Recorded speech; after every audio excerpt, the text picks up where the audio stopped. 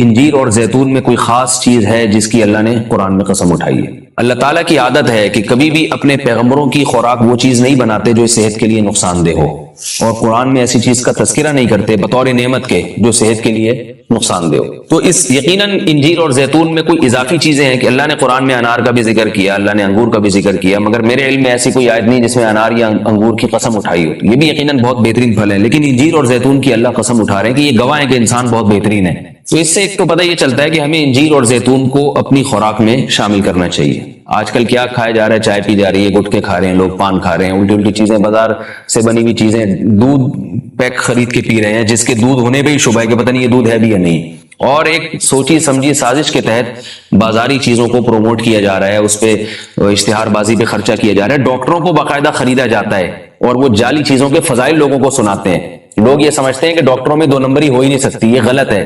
بہت سارے ڈاکٹر لوگوں کو بہت ساری غلط چیزوں پہ لگا رہے ہیں۔ کوئی بازار کی چیزوں سے آپ اجتناب کریں، اور وہ چیزیں جو اللہ نے انسان کی خوراک کا حصہ نہیں رکھی ہیں، سگریٹ اللہ نے انسان کے پینے کے لیے پیدا نہیں کی ہے، ہیروئن، چرس، یہ سب نشے کی چیزیں ہیں جو ہمارے مذہب میں ویسے ہی حرام ہیں، تو ان سے اجتناب کرنا چاہیے۔ انجیر اور زیتون کے کیا فضائل ہیں؟ میڈیکل سائنس نے ثابت کیا ہے، اور حکیم جو ہیں، ماہر حکیم ہیں، طبیب ہیں، وہ بتاتے ہیں کہ یہ 2 ایسی چیزیں ہیں جو انتہائی طاقتور ہیں، لیکن ان میں کمال یہ ہے کہ یہ آپ کے جسم میں چربی نہیں پیدا کرتی اگر اعتدال سے ان کا استعمال کیا جائے۔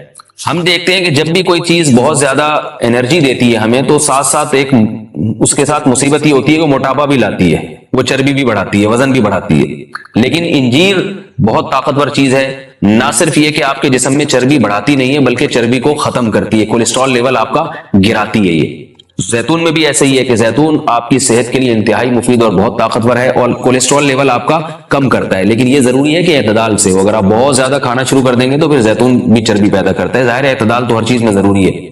اور کچھ چیزیں ایسی ہیں انجیر اور زیتون میں جو میڈیکل سائنس کہتی ہے کہ انجیر پیٹ کے کیڑوں کو ختم کرتی ہے، انجیر قبض کو ختم کرتی ہے۔ قبض کا سب سے بہترین علاج ہی انجیر ہے۔ لوگ اس طرف توجہ نہیں دیتے، دوائیں کھاتے ہیں، ایلوپیتھک دوائیں کھاتے ہیں، اس کے سائیڈ ایفیکٹ بہت سارے ہوتے ہیں۔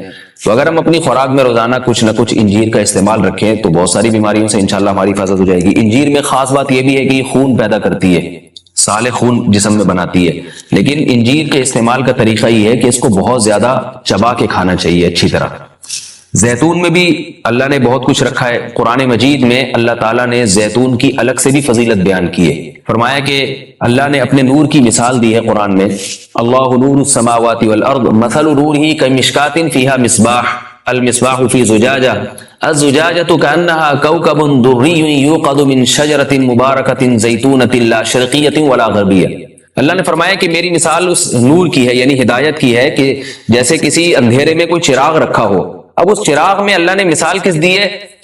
یعنی زیتون کی دی ہے، کہ وہ چراغ جس کو زیتون کے تیل سے جلایا جا رہا ہو، یعنی ایسے تیل سے جو مبارک درخت سے نکالا گیا ہو۔ تو اللہ نے وہاں بھی قرآن مجید میں سورہ نور میں بھی زیتون کے درخت کو اللہ نے مبارک درخت کہا ہے۔ ایک اور مقام پہ قرآن مجید نے زیتون کی تعریف کی ہے، فرمایا کہ وَشَجَرَةً تَخْرُجُ مِن طُورِ سَيْنَاءَ تَنبُتُ بِالدُّهْنِ وَالصِّبْغِ لِلْآكِلِينَ۔ اللہ وہ ذات ہے جس نے ایسا درخت پیدا کیا جو طور سینا میں پیدا ہوتا ہے، یعنی کوہ طور میں پیدا ہوتا ہے وہ درخت، اور تنبت بالدہن جو تیل لے کر پیدا ہوتا ہے، اور صبغ للآکلین کھانے والوں کے لیے سالن کا کام دیتا ہے، یعنی لوگ روٹی اس تیل سے لگا کے کھاتے ہیں، سالن کا کام دیتا ہے وہ۔ تو اب یہاں مناسبت دیکھیں کہ اللہ نے زیتون کا اس آیت میں ذکر کیا اور ساتھ ساتھ بتایا کہ یہ وہ زیتون ہے جو کوہ طور پہ پیدا ہوتا ہے، اور کوہ طور ویسے ہی ایک ایسی جگہ ہے جہاں اللہ نے لوگوں کی ہدایت کے لیے وحی کو نازل کیا۔ تو پتہ یہ چلا کہ زیتون میں جہاں جسمانی فوائد ہیں وہاں کچھ روحانی فوائد بھی ہیں، کیونکہ اللہ نے اس کو مقدس جگہ پہ پیدا کیا ہے، اور وہاں کا تذکرہ اللہ نے کوہ طور کا تذکرہ اس کے ساتھ ساتھ کیا ہے۔ اور اس آیت میں بھی ایسا ہی ہے، جہاں اللہ نے زیتون کا ذکر کیا آگے فوراً وطور سینا کوہ طور کی اللہ نے قسم اٹھائی ہے۔ تو اس سے پتہ چلتا ہے کہ زیتون میں جہاں جسمانی فوائد ہیں کچھ روحانی فوائد بھی ہیں۔ روحانی کا مطلب یہ کہ اس کے کھانے سے عین ممکن ہے کہ آپ کی کچھ روحانی ترقی بھی ہو، شاید اللہ کی محبت میں اضافہ ہو، گناہوں سے نفرت پیدا ہو، یا اس کے سے جسم میں کوئی ایسی تبدیلی آ۔ میں کوئی یقینی بات نہیں کر رہا، لیکن قرآن میں اس طرف اشارہ ملتا ہے۔ اس سے ہمیں کیا پتہ چلتا ہے کہ یہ جو ہم مختلف قسم کے کوکنگ آئل استعمال کر رہے ہیں، ان سے آہستہ آہستہ اپنی جان چھڑانی چاہیے اور نیچرل چیزوں پہ آنا چاہیے۔ ایک آپ کو میں ایک تحقیق یہ بھی بتاتا ہوں کہ میڈیکل سائنس یہ کہتی ہے کہ یہ جو کولیسٹرول ہے نا اور یہ چربی ہے یہ دیسی گھی سے نہیں پیدا ہوتی, یہ ہم جو آرٹیفیشل آئل استعمال کر رہے ہیں جن میں پتہ نہیں کیا کیا ملایا جاتا ہے, اس سے نقصان ہوتا ہے, جبکہ لوگ دیسی گھی سے اجتناب کرتے ہیں. اگرچہ بھی میرا موضوع دیسی گھی نہیں ہے, میں صرف یہ بتانے کے لیے کہ جو قدرتی چیزیں ہیں وہ آپ کی صحت کے لیے نقصان دہ نہیں ہیں. آپ کھانے میں اگر زیتون نہیں استعمال کر سکتے تو دیسی گھی استعمال کرنا شروع کر دیں, تو انشاءاللہ اس سے بھی جو بہت ساری بیماریاں ہارٹ کی اور بلڈ پریشر کی اور پتہ نہیں کیا کیا بیماریاں پیدا ہو رہی ہیں اس میں بھی انشاءاللہ کمی آئے گی. اور یہ بھی ہمیں اس آیت سے سبق ملتا ہے کہ آپ قرآن مجید کا معجزہ دیکھیں. ابھی چند دن پہلے کسی حکیم کے توسط سے مجھے پتا چلا, انہوں نے مجھے بتایا کہ میں نے پوچھا کہ بھئی انجیر اور زیتون, انجیر کھانے کا سب سے بہترین طریقہ کیا ہے؟ تو ان حکیم صاحب نے بتایا کہ آپ انجیر کو زیتون میں ڈبو کے استعمال کریں, یعنی انجیر کے ٹکڑے کریں اور 2-3 چمچے زیتون کپ میں ڈالیں اور اس میں انجیر کے ٹکڑے کر کے ڈبو دیں آپ اس میں, اور رات کو آپ ڈبو دیں اور صبح اس کو استعمال کر لیں, وہ زیتون بھی کھا لیں ساتھ میں. تو اس وقت میرا ذہن اس طرف نہیں گیا. آج جب میں یہ اس آیت کا درس دے رہا تھا تو مجھے خیال آیا کہ یہ تو اللہ نے خود قرآن میں دونوں کا ساتھ ذکر کیا ہے. حکیم تو آج کہہ رہے ہیں 1400 سال کے بعد کہ ان دونوں کا ملاپ بہت بہترین ہے صحت کے لیے, تو قرآن میں اللہ نے کیسے دونوں کا ساتھ ساتھ تذکرہ کیا ہے؟ تو یہ عجیب اتفاق ہے, اور بلکہ قرآن کی بلاغت ہے اور قرآن کا ایک قسم کا معجزہ ہے کہ آج بہت ساری چیزیں جن کی تحقیق ہو رہی ہیں وہ قرآن میں اللہ تعالیٰ نے ان کے اشارے پہلے سے دے دیے. انجیر اگر آپ زیتون میں ڈبو کے استعمال کرتے ہیں تو اس کے کیا فوائد ہیں؟ ایک فائدہ تو یہ ہے کہ انجیر کو چبانا آسان ہو جاتا ہے, ورنہ انجیر بہت سخت چیز ہوتی ہے, اس کا چبانا آپ کے لیے مشکل ہے. جب آپ اس کو زیتون میں ڈبو دیں گے, آپ صبح جب کھائیں گے تو آپ کو پتا چلے گا کہ وہ نرم ہو گئی ہے, اس کا کھانا آسان ہے. اور دوسرا فائدہ یہ کہ اس سے زیتون کا کھانا بھی آسان ہو جاتا ہے. آپ اگر زیتون ویسے ہی چمچہ بھر کے پیئیں گے تو جو لوگ زیتون کے عادی نہیں ہیں ان کے لیے مشکل ہے اس طرح سے پینا, وہ ٹیسٹ گین ہوتے ہوتے کافی ٹائم لگتا ہے. جب آپ انجیر کو زیتون میں ڈبو دیں گے تو کیا ہوگا کہ وہ کافی حد تک تیل جو ہے وہ انجیر اس کا جذب کر لے گا. پھر جب آپ استعمال کریں گے تو وہ تیل کا استعمال بھی ہوگا, مگر وہ تیل کی ایک خاص قسم کی جو ایک مہک ہوتی ہے جس سے بعض لوگ جس کو پسند نہیں کرتے, تو اس مہک سے بھی آپ کی جان چھوٹ جائے گی اور آپ وہ آسانی سے کھا سکیں گے. دوسرا فائدہ اس کا یہ ہوتا ہے کہ یہ جو کمبینیشن ہے انجیر اور زیتون کا, کچھ فائدے انجیر میں ہیں جو زیتون میں نہیں, کچھ فائدے زیتون میں ہیں جو انجیر میں نہیں. تو یہ کمبینیشن ایسا ہوتا ہے کہ آپ کو ایک صحت کے لیے ایک بہترین ٹونک مل جاتا ہے, کولیسٹرول لیول آپ کا کم ہو جاتا ہے, قبض آپ کا ختم ہو جاتا ہے. یعنی اطباء یہ کہتے ہیں کہ یہ 2 آتشہ بن جاتا ہے, یعنی انجیر کا فائدہ بھی ڈبل ہو جاتا ہے اور زیتون کا فائدہ بھی اس سے ڈبل ہو جاتا ہے. تو جب اللہ نے قرآن مجید میں ایک چیز کا بہت اہتمام سے تذکرہ کیا ہے تو ہمیں اس کو استعمال میں لانا چاہیے. میں نے عربوں کو دیکھا ہے وہ بہت زیادہ انجیر اور زیتون کا استعمال کرتے ہیں, مگر ہمارے ہاں صبح صبح لوگ جیم کا استعمال کر لیں گے, شہد نہیں استعمال کرتے, اور بچوں کو ٹافیاں کھلا دیں گے, انجیر نہیں کھلائیں گے کبھی بھی. میں اپنے والد صاحب کو دیکھتا تھا, وہ ہمیں انجیر لا کے دیا کرتے تھے, ہم کھاتے تھے اس کو شوق سے, والد صاحب خود بھی استعمال کرتے تھے. تو والدین کو چاہیے کہ بچوں کو ان چیزوں پہ ڈالیں. میٹھا کھانے کا بچوں کو شوق ہوتا ہے, تو آپ ٹافی یا چاکلیٹ کے بجائے آپ ان کو انجیر کھلا دیں, آپ ان کو کوئی ایسے پھل فروٹ کھلا دیں, شہد کھلا دیں. تو ان چیزوں پہ لانا چاہیے کیونکہ اللہ تعالیٰ نے صحت کی حفاظت کا بھی ہمیں حکم دیا ہے, قرآن و سنت میں اس کا بہت تاکید سے حکم ہے. جو دماغی بیماریاں نا بہت اسپیڈ کے ساتھ بڑھ رہی ہیں, بہت اسپیڈ کے ساتھ. دیکھو ایک اصول یاد رکھو کہ آپ اگر ہاتھوں سے وزن اٹھانا چھوڑ دیں تو ہاتھ کیا طاقتور ہو جائیں گے؟ بولو نا, کمزور ہو جائیں گے. آپ کیا میں انرجی سیو کر رہا ہوں, ہاتھ کی انرجی کیا کر رہا ہوں؟ سیو. وزن نہیں اٹھا رہا میں تو سیو ہوگی. آپ اگر ٹانگوں سے چلنا چھوڑ دو تو ٹانگیں مضبوط ہو جائیں گی کیا؟ بولنے پر گورنمنٹ نے پابندی لگائی ہے. تو یاد رکھو جب ہم بچپن سے ہی نا ٹینشنوں کے اگر ہم عادی ہوتے ہیں, کچھ نہ کچھ ٹینشن ملتی رہتی ہے, تو انسان کے جو اعصاب ہے نا وہ ٹینشن برداشت, ٹینشن کا ویٹ اٹھاتے اٹھاتے باڈی بلڈر بن جاتے ہیں, یعنی ویٹ لفٹر بن جاتے ہیں. اور اگر بچپن سے ہی ٹینشن کوئی مل ہی نہیں رہی ہو, ممی ڈیڈی والا سیٹ اپ ہو, یہ بچہ نفسیاتی پاگل بنے گا بڑا ہو کر, یہ بتا دوں میں. یہ وہمی بھی بنے گا اور یہ دماغی یہ خودکشی بھی کر سکتا ہے, یہ ذرا سی ٹینشن میں پاگل بھی ہو سکتا, الٹا ہی ہو جائے گا. تو آج کل جو ماں باپ نے بچوں کو جو ممی ڈیڈی والی زندگی دے دی ہے, بہت زیادہ میرا بچہ چماٹی مارنا, تھپڑ تو ماں, ایکچولی بچوں کی سیلف رسپیکٹ پہ بہت اثر پڑتا ہے. اس سے بچے کی ایسی کی تیسی. ہاں ایسا بھی نہیں ہونا چاہیے کہ آپ بازو کو طاقتور بنانے کے لیے اتنا ویٹ اٹھا لیں کہ ہڈی چٹک جائے آپ کی, تو بچے کو اتنی ٹینشن ہونا شروع ہو جائے کہ گھر اس کے لیے عذاب بن جائے, جو آ رہا ہے جا رہا ہے اس کو ذہنی طور پر ٹارچر کر رہا ہے, تو اس سے بھی دماغ خراب ہوتا ہے اس کا. لیکن نیچرل لائف جو ہے نا, جو ہمیشہ سے چلتی آ رہی ہے, اس سے جب ہٹ جائیں گے تو یہ مسائل کھڑے ہوں گے. ہمیں یاد ہے پہلے وہمی بھی نہیں ہوتے تھے لوگ, اور پاگل کہیں لاکھوں میں کوئی ایک نظر آتا تھا, وہ بھی کوئی ایکسیڈنٹ کی وجہ سے, دماغی چوٹ کی وجہ سے. بڑے بڑے سخت حالات لوگ برداشت کر لیتے تھے. ہم تو اپنے بڑوں سے جب حالات سنتے تھے نا کہ بھئی ایک خاتون کے ایک بچہ مر گیا, پھر دوسرا مر گیا, پھر تیسرا پیدا ہوا وہ مر گیا, پھر چوتھا پیدا ہوا, بڑے ہو کے مرتے رہے پھر بھی صبر کر رہی ہیں. اور میاں خراب نکلا, میاں شرابی نکلا, وہ ٹارچر کرتا ہے. بچوں کو ماں باپ بہت کوٹتے پیٹتے تھے, بچے باغی نہیں ہوتے تھے. اب 2 تھپڑ لگاؤ بچہ کیا ہو جاتا ہے, باغی ہو جاتا ہے. تو ایک مسئلہ تو یہ ہے کہ بچہ بچپن سے تھوڑی بہت ٹینشن اس کو ملنی چاہیے, تھوڑی بہت ڈانٹ ڈپٹ مار کٹائی کبھی کبھار ہونی چاہیے. بہت دنوں سے نہیں ہوئی تو ایک دفعہ آدمی احتیاطاً 1-2 تھپڑ بلا وجہ نہ لگائے, کوئی بات پہ لگائے, کبھی کبھار. اس سے تھوڑا عادت ہوتی ہے کہ ابا ہے بھائی مار سکتا ہے. دوسری بات یہ کہ بچوں کو خراب کرنے والی چیز باہر کا ماحول ہے, یہ انوائرمنٹ جو ہے نا باہر کا. اسکول کالجز میں یہ بتایا جاتا ہے, بچوں کو یہ نہیں سکھایا جاتا. جو لبرل ٹیچرز ہیں, آج کل تو لبرلزم پھیل رہا ہے نا کہ بھائی ماں باپ اگر سختی بھی کریں برداشت کرو, الٹی پٹیاں پڑھائی جا رہی ہوں. آپ کسی بچے کے سامنے یہ کہتے ہیں بھائی تمہارا باپ تو ایسا ہے, بھائی تمہارا فلاں تو ایسا ہے, بچے کے دل سے اپنے باپ کی عظمت ختم ہو جائے گی. تو باہر بہت سارے لوگ ہیں جو آپ کے گھر کو کیا کر رہے ہیں, خراب. عورتیں کیوں خراب ہوتی ہیں, وہ جب دوسری عورتوں کے گھروں میں جاتی ہیں تو دوسرے کی میاں کی خوبیاں ان کو نظر آ رہی ہوتی ہیں, خامیاں نظر نہیں آتی, اور اپنے میاؤں کی خامیاں نظر آ رہی ہوتی ہیں, خوبیاں نظر نہیں آ رہی ہوتی. یہ بہت ہو رہا ہے. اب وہ کہیں کسی آنٹی سے ملنے کے لیے اس کے گھر میں دیکھا, بھائی وہ تو اپنی وائف کو گاڑی میں بٹھاتا ہے, ایسے دروازہ کھول کے یوں کر کے بٹھاتا ہے, یہ نہیں پتا کہ وہ کنڈی ٹوٹی ہوئی ہے اس کی, وہاں سے کھلتا نہیں دروازہ اندر سے, ٹھیک ہے نا.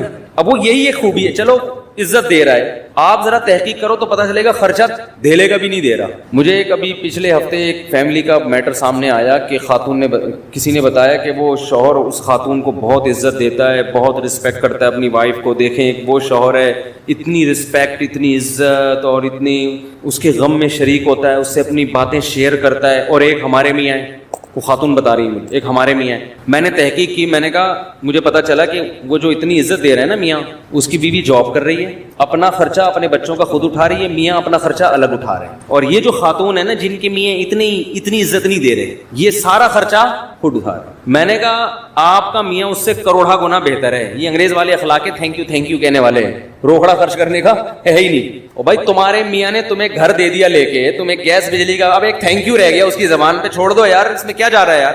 ساری ذمہ داری تمہارے میاں نے تمہاری اور تمہارے بچوں کی اٹھائی ہوئی ہے. تو اب وہ اس طرح سے عزت نہیں دے رہا, دے دے تو بہت اچھی بات ہے, لیکن اس کی عزت دیکھ کے دھوکا مت کھاؤ. اس کو بولو کہ ایسا کر, تو ایسا کر کے, اچھا بیگم کو بولو کہ ٹھیک ہے, اس خاتون کا شوہر بولے ٹھیک ہے بیگم, اب میں اتنے ہی پیسے تمہیں دوں گا جتنا وہ اپنی بیوی کو دے رہا ہے, اور اس کے بدلے تھینک یو مجھ سے صبح شام 25 دفعہ لے لیا کرو, ہر بات پہ تھینک یو اور عزت دو. عورت تیار ہوگی, عورت کہے گی پیسے دے دیا کرو, بے شک اس سے پہلے 10 گالیاں اور اس کے بعد 20 گالیاں. اگر آپ کا سیٹ آپ کو 25-30 گالیوں کے بعد 50,000 روپے دے, آدمی کہتا ہے 25 اور دے دے لیکن پیسے دے دے. قربانی تو یہ ہے نا, بہت مشکل ہے, بہت مشکل. اسی طرح بہت سے والدین اپنی اولاد پہ خرچ کر رہے ہیں, خون پسینہ بہا کے, رکشے چلا کے, ٹھیلے لگا کے اپنے بیٹے کو کھلا رہا ہے. بیٹا 1-2 تھپڑ سے بدگمان ہو جاتا ہے کہ میرا باپ مجھے مارتا ہے, میرا باپ مجھ سے کٹائی کی تھی. بہت بے شرمی کی بات ہے, وہ تیرا باپ تیرے لیے کما رہا ہے, خون پسینہ بہا کے تیری روٹی کا انتظام کر رہا ہے, عزت کے ساتھ تجھے گھر میں بٹھایا ہوا ہے. تو کسی کے بھی احسانات دیکھے جاتے ہیں, احسانات کا حجم زیادہ ہے تو یہ چند چیزیں اگنور کی جاتی ہیں, ورنہ تو پھر انگریز ہم سے بہت اچھے ہیں, ایک ڈھیلا بھی خرچ نہیں کرتے, نہ اپنی اولاد پہ نہ اپنی بیوی پہ. بات کا اسٹائل دیکھو انگریزوں کے, یہ گالیاں ہیں جو ہمارے یہاں چل رہی ہیں انگلش میں ہوں گی, اتنی بری لگتی نہیں ہے وہ انگلش میں, ٹھیک ہے نا, لیکن کوئی ذمہ داری اٹھانے کے لیے تیار ہے ہی نہیں. ہمارے ایک دوست امریکہ میں, انہوں نے کہا کہ یہاں کسی گوری سے, کم عمر لڑکی سے اگر کوئی انگریز کہہ دے نا میں تم سے شادی کرنا چاہتا ہوں, خوشی سے بے ہوش ہو جائے گی. کیوں؟ اس کو پتا ہے کوئی شادی نہیں کرتا, سب گرل فرینڈ بنا کے مزے اڑائیں گے بس. تو ذمہ داری تو ہمارے ہاں اٹھائی جاتی ہے. ہمارے ہاں مرد اپنے کندھوں پہ بچوں کا بوجھ بھی, بہنوں کا بوجھ بھی, ماں باپ کا بوجھ بھی, اور ایک بھائی اگر بے روزگار ہے اس کا بوجھ بھی, وہ بھی پان گٹکی کے پیسے بڑے بھائی سے لے رہا ہوتا ہے. سارے بوجھ اٹھا کے اگر 8-10 گالیاں روزانہ دے, اس کا حق بنتا ہے کہ گزرتے ہوئے ویسے ہی گالیاں پارسل کر کے جایا کرے. اس کو اتنا تو رائٹ دو نا, اتنا پیسہ خرچ کر رہا ہے بھائی, نہیں آ رہی بات تو رہنے دو, جیسے چل رہے ہو ویسے ہی ٹھیک ہے. تو یہ بھی بڑا مسئلہ ہے کہ آپ کی اولاد کو جو باہر لوگ ہیں وہ کیا کرتے ہیں, خراب. اس زمانے میں بچوں کو باہر دوستیاں لگانے مت دو, بگڑیں گے. ان کو صحیح راستہ دکھانے والے کم ہوتے ہیں, بگاڑنے والے مارکیٹ میں زیادہ ہوتے ہیں. تو ایک وجہ تو وہ ہے کہ ٹینشن آج کل لوگوں کے پاس ہے ہی نہیں نا. تو جب تھوڑی, آپ کو پتا ہے سویڈن میں خودکشی کا ریشو سب سے زیادہ ہے, اور اس کی وجہ یہ ہے کہ سویڈن ٹینشن فری ملک ہے. حیرت کی بات ہے, جس ملک میں ٹینشن زیادہ, غربت زیادہ ہے نا, بے روزگاری, غربت, وہاں خودکشیوں کا ریشو کم ہے. یہ کتنی بڑی حقیقت ہے, سمجھ میں نہیں آ رہی بات. دیکھو پاکستان ایک پسماندہ ملک ہے نا, اتنی خودکشی نہیں ہے یہاں پہ. یعنی آپ خود اندازہ لگاؤ نا کہ سویڈن میں بے روزگاروں کو الاؤنس ملتے ہیں. یعنی جو لوگ سویڈن ہو کر آئے ہیں وہ کہہ رہے ہیں ٹینشن تلاش کرنے سے نہیں ملتی یہاں. گوگل پہ سرچ کرنا پڑتا ہے بھائی, کسی کے پاس ٹینشن ہو تو تھوڑے دن کے لیے چاہیے. پاکستانیوں کو چاہیے ہوتی ہے نا, وہ پریشان ہو جاتے ہیں ٹینشن کی نہیں. تو اس کے باوجود سب سے زیادہ خودکشی کہاں ہو رہی ہے؟ اس کنٹری میں. کیوں ہو رہی ہے؟ اس کی وجہ یہ ہے کہ قدرت کی طرف سے ذرا سی کوئی پریشان, قدرت تو دیتی ہے ٹینشن, چاہے آپ کا ملک ٹینشن فری ہو جائے, اللہ کی طرف سے ٹینشنیں آتی ہیں تو وہ برداشت نہیں کر پاتے. برداشت نہیں کرتے تو جا کے وہ لٹکنے کی کوشش کرتے ہیں اور کھمبوں سے چپکنے کی کوشش. اس کا یہ بڑا نقصان ہوتا ہے. اور کوئی بات پوچھنی ہو بھائی؟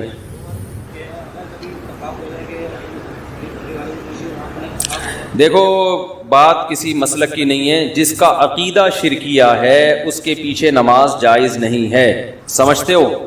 اسلام میں آپ جیسے کسی کو دائرہ اسلام سے نکال نہیں سکتے, زبردستی لا بھی نہیں سکتے دائرہ اسلام میں. لوگ بہت براڈ مائنڈڈ بنتے ہیں کہ ہم ہر ایک کے پیچھے نماز پڑھ لیتے ہیں. ایسا نہیں ہوتا. آپ کو جوڑ پیدا کرنے کے لیے اسلام کی جو حدود ہیں, جو باؤنڈری اسلام نے کھینچی ہے, اس باؤنڈری کے اندر رہنا پڑے گا. اور ایک بات خوب اچھی طرح سمجھ لیں, پہلی بات تو یہ ہے کہ جس کا عقیدہ شرکیہ ہو اس کے پیچھے نماز جائز نہیں ہے, چاہے اہل حدیث ہو, چاہے دیوبندی ہو, چاہے بریلوی ہو, چاہے کوئی بھی ہو. عقیدہ شرکیہ ہے تو توحید پرست ہونا ضروری ہے. دوسری بات یہ ہے کہ جوڑ پیدا کرنے کے لیے آج کل یہ بھی ایک ٹرینڈ چل نکلا ہے کہ بس لوگوں کو دین پہ لے کر آنا ہے. اس کے لیے اسلام کی جو بیسک اصول ہیں انہی کی دھجیاں اڑا دی جاتی ہیں. تو لوگوں کو دین کے قریب کرنے کے لیے آپ جو اسلام کے بنیادی اصول ہیں, اسلام نے جو باؤنڈری کھینچی ہے, اس میں تبدیلی نہیں کر سکتے. نبی صلی اللہ علیہ وسلم نے 13 سال مکہ میں دعوت دی ہے, چند لوگوں کے سوا کوئی بھی ایمان نہیں لے کر آیا. اور مشرکین کیا کہتے تھے کہ تھوڑی سی لچک پیدا کر دیں, تھوڑی سی ہماری بات مان لیں. آپ نے مصلحتاً بھی ان کی بات نہیں مانی کہ اسلام کی جو بنیادی احکام ہے نا ان میں کمپرومائز نہیں ہوگا. جن چیزوں کا انتظامی معاملات سے تعلق ہے, مینجمنٹ سے, ان میں تو جیسے صلح حدیبیہ میں آپ نے بہت ساری چیزوں میں مانی ان کی بات. لیکن اگر وہ یہ معاہدہ کرتے کہ آپ ایک نماز چھوڑ دیں تو نبی اس شرط کو تسلیم نہیں کرتے. بھائی نماز بھی نہیں چھوڑ سکتے, روزہ بھی نہیں چھوڑ سکتے, داڑھی بھی نہیں کاٹ سکتے ہم, ٹھیک ہے نا, چوری کو جائز بھی نہیں, زنا کی بھی اجازت نہیں ہو سکتی. تو اسی طرح یاد رکھو آج کل ایک بہت بڑا مسئلہ یہ ہو گیا ہے کہ ہماری حدود ساری ختم ہوتی چلی جا رہی ہیں. اور یہ بھی ذہن میں رکھیں کہ نبی صلی اللہ علیہ وسلم کی سیرت میں جہاں ہمیں معاف کرنا ملتا ہے وہاں انتقام لینا بھی ملتا ہے. اب یہ کام ہوتا ہے کہ کون سا موقع معاف کرنے کا ہے اور کون سا موقع انتقام لینے کا ہے. بعض دفعہ انتقام لینے میں فائدہ زیادہ ہوتا ہے. علماء نے لکھا ہے, دیکھو نبی کتنے رحمت للعالمین تھے نا, کتنی رحمت تھی, لیکن خودکشی ایک شخص نے کی, نبی نے اس کا جنازہ نہیں پڑھایا. حالانکہ آپ تو رحمت للعالمین ہیں اور اس کا جنازہ فی نفسی ہی جائز بھی ہے, تو مسلمان نہ وہ. علماء کہتے ہیں, اس حدیث کی روشنی میں علماء کہتے ہیں کہ جو خودکشی کرے گا مسجد کا مقتدی رہبر یا کوئی بڑا عالم اس کا نماز جنازہ نہ پڑھائے, بائیکاٹ کرے. لیکن ہم کیا کر رہے ہوتے ہیں یہاں پہ, نہیں بھائی اس کی تعریفوں پہ پول باندھ رہے ہوتے ہیں. وہ جو انڈیا میں ایک لڑکی نے خودکشی کی تھی نا, بہت لوگوں نے ترس کھایا. میں نے کوئی ترس والا بیان نہیں کیا, میں نے کہا اللہ مغفرت کرے, مسلمان تھی لیکن کوئی اچھا کام نہیں کیا. یہ واجب التعزیر ہے بھائی. تم جرم بھی کر رہی ہو اور ساری دنیا کو بتا کے دریا میں چھلانگ لگا کے اور بھی لوگوں کو کہہ رہی ہو کہ سب چھلانگے مارو. یہ تو بے صبری ہے نا. نیکی کو پروموٹ کیا جاتا ہے, ہائی لائٹ کیا جاتا ہے کہ دیکھو غم کے موقع پر میں یہ صبر کر رہی ہوں, تو آپ لوگ بھی صبر کرنا سیکھو.